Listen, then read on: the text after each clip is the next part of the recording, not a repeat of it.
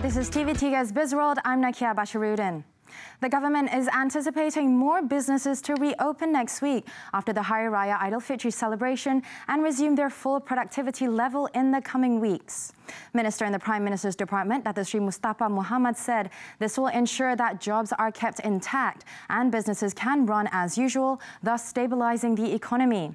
He said the Economic Action Council, EAC, is working closely with all stakeholders to gather feedback and real-time data for the country's short, medium and long-term plan.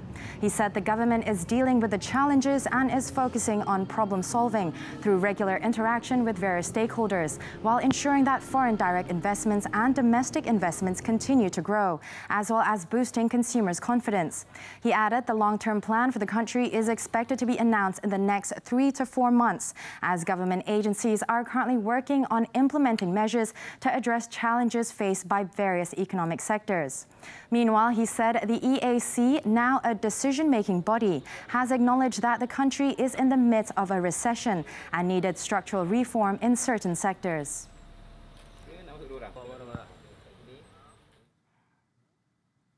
ASEAN member states, particularly Malaysia, will be in good position to reap benefits from Japan's economic stimulus package due to its close proximity to the land of the rising sun.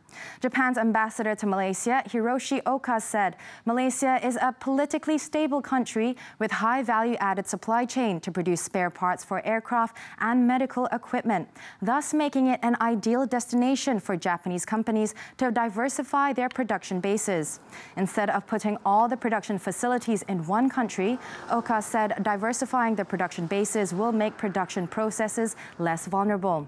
It was reported that Japan will launch a subsidy program to encourage domestic manufacturers to transfer their production bases to ASEAN.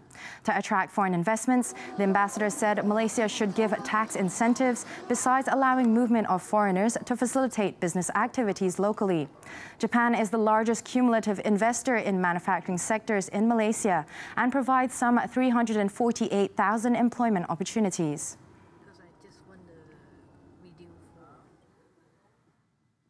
FGV Holdings Berhad is looking forward to a better second half of 2020 with a pickup in both fresh fruit bunch, FFB production and overall performance. With Indian trade restored and the easing of Malaysia's movement control order, Group CEO Dato' Haris Fazila Hassan said sales are expected to pick up in tandem with production.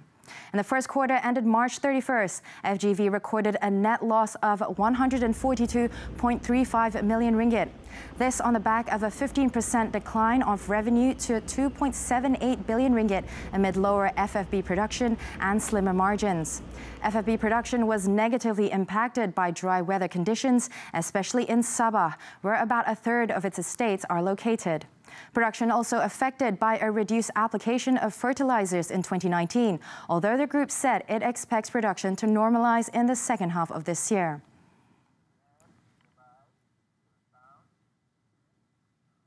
The last date for the submission of appeals for the Bantuan Prihatin Nasional BPN cash aid has been set on May 31st. The Inland Revenue Board, in a statement, said the submission of appeals may be made by submitting supporting documents at IRB counters nationwide or by email. Applicants may refer to the list of frequently asked questions on BPN's official portal for further information. For any inquiries or feedback can be made by calling the IRB's care line, Hasil live chat, feedback forms, or by IRB's official social media platforms. To date, the total number of BPN recipients stood at 10.6 million, which involves 11 billion ringgit.